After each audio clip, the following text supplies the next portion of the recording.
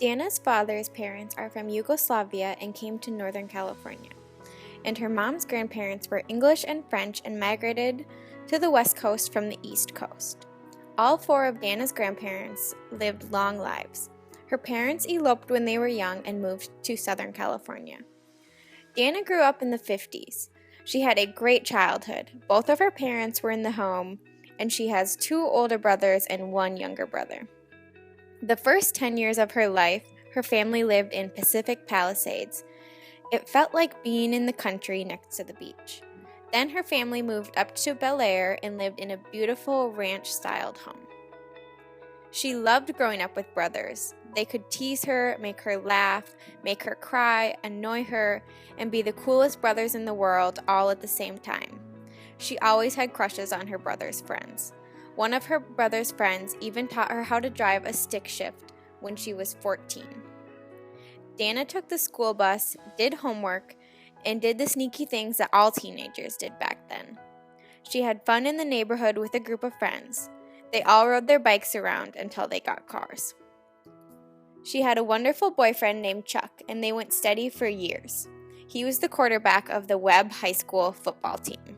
Dana used to drive her Ford Falcon up to Claremont to go watch Chuck play football. Her parents wouldn't let her go alone, so she would bring a girlfriend to drive up there with her.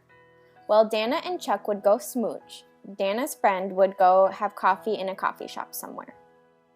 She sometimes used to ditch school with one of her friends who drove a Corvair, an old-fashioned car. The school would call your mom if you were not in class, but Dana's mom used to cover for her and say, "Yeah, she is homesick." But one time they called Dana's mom and Dana actually was in school, so her mom got caught lying. She just had her 50th high school reunion. She said the men looked good, but the women especially held their own and all looked very good for being in their 70s. At the reunion, she ran into a man named Stan Green. He used to tease Dana all the way back in the 10th grade because he liked her. This annoyed Dana, and she mentioned this to one of her older brothers who was a senior at the time. Her brother went and scared Stan and said, "Stay away from my sister and don't tease her ever again." 50 years later, Stan still remembered this. Dana met her husband when she was 19 years old. She was babysitting her mom's best friend's daughter. The parents of the girl she was babysitting were divorced, and the father was her future husband, Daryl Howe. He knew Dana's parents from his previous marriage, and when he got the okay, he asked Dana on a date. Dana's mom did not particularly like the relationship, maybe because he is 12 years older. However, Dana said he would call her at work and said, "He really courted me, knocked me off my feet." She described the relationship saying it was all fun and fast, and something she wasn't used to, and it was exciting. However, she did also say, "If I had a do-over, I probably would have thought about it a little more." Dana married Daryl when she was 20 years old. She had her first child, Tony, at 21 years old, and her second, Danny, at 23 years old. During motherhood, Dana was a stay-at-home mom. Dana and her family lived in West LA in a nice neighborhood where she said her kids could play outside. She adored taking care of her 2 boys, saying their early years were like having 2 dolls. Dana also loved crafting and hobbies. She said when she found a hobby, she would jump in, and said at one time there were 1,000 plants in her house, and at another time she had made 1,000 scarves. Dana also enjoyed volunteering during this time.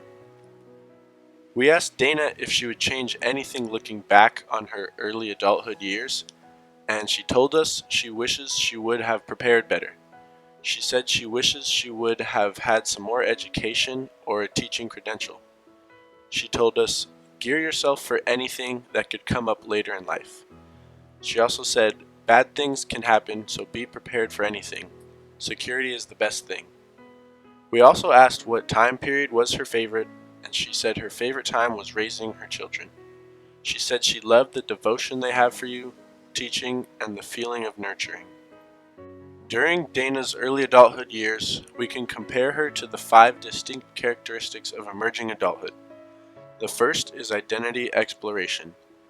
Dana was discovering her role as a wife, a mother, and figuring out herself moving into her new environment. Dana went through the instability phase, probably moving from her parents' home to living with her new husband and children. Dana may not have gone through the self-focus phase as immediately as others, seeing as she had a family to raise. She did have her hobbies and volunteering, but I'm sure kids took first priority.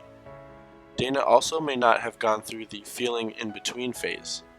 This phase describes not feeling fully like adults, and getting married and having kids is a common marker in our society used to label someone as an adult, so she probably did not have an in-between feeling.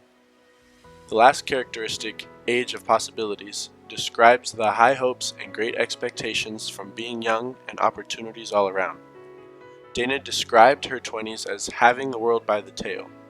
This time is a time of optimism and resilience through negative events. Dana's early adulthood years are a good example to display the 5 distinct characteristics of emerging adulthood. Dana has mentioned that her middle adult years were some of her best, and might have even been her favorite years of life yet. Dana says that in this stage of life, she felt young, beautiful, and you have the world by the tail.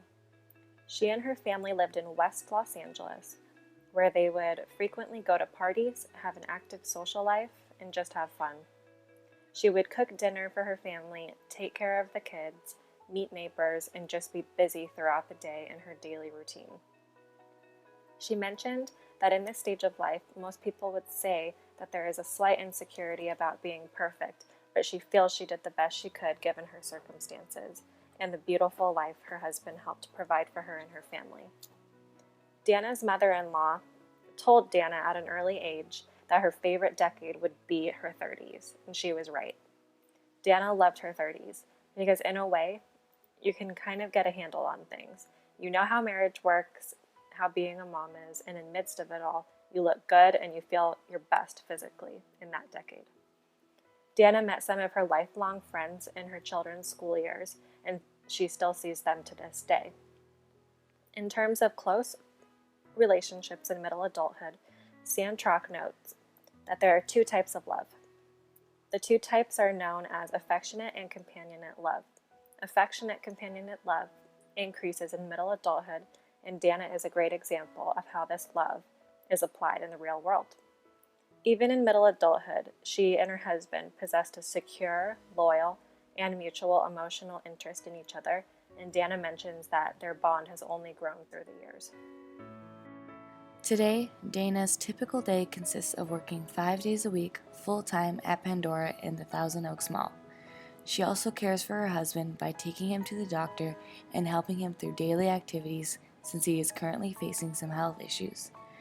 Daryl is currently 12 years older than her, and they were fortunate enough to celebrate their 50th wedding anniversary this year in October. She was forced to go back into the workforce in 2009 in order to supplement her and her husband's needs and income. Ordinarily, she used to paint, knit, craft, and participate in all kinds of homemaking activities. However, with her job and her devotion to caring for her husband, her daily schedule is already quite full. She described her biggest challenge in transitioning back into the workforce was adjusting to technology. Although she has a phone and is on Facebook, she relies heavily on her coworkers to help her with those technological skills. In addition to a full schedule, Dana describes how much she loves grandparenthood. With her granddaughter, she used to have Sacred Tuesdays, which was an opportunity to babysit the girls all day and spend quality time with them. She loved having that consistent interaction with the grandkids and also being able to give the kids back to her son at the end of the day. According to Sandrock, the activity theory states that the more involved and active older adults are, the more likely they are to report higher levels of life satisfaction, which is a concept that can be appropriately applied to Dana since she is enjoying life through working and caring for her loved ones. Dana currently views the world as an extremely scary place. According to her, she doesn't remember seeing this many shootings in the United States. There's also so much out there available to us since we live in the computer age, and to her, it feels like people don't have any downtime or have time to smell the roses, and it's so hard to keep up with everyone. the main thing that bothers me the most is that everybody's in such a hurry to grow up, because it was fun being young, and it was fun being immature and silly, and we didn't dress provocatively. We dressed very, like feminine and young. And then, of course, everything started changing in the late 60s when it became, the flower children and stuff. That all changed. But in the 50s, it really was, really square, and everybody dressed beautifully and in good taste. If you went on an airplane, you wore gloves, you wore a nice outfit. You didn't go in your pajama bottoms and Uggs, Right. Probably. So I have to say, I think a little bit is that the kids now, they relate to Barbie, or they relate to getting older too fast. Slow down and be young and be dependent, and I don't know, maybe the competition is such that you have to, the pressure, that you can only tell me that, but I just think that your youth goes by so fast. You should try and be young. Yeah. You have a lot to look forward to, really, and I want you to know that and enjoy it. Oh, it gets so much better, and then, when you every little thing that you have set out to achieve, and you achieve it, you feel so good.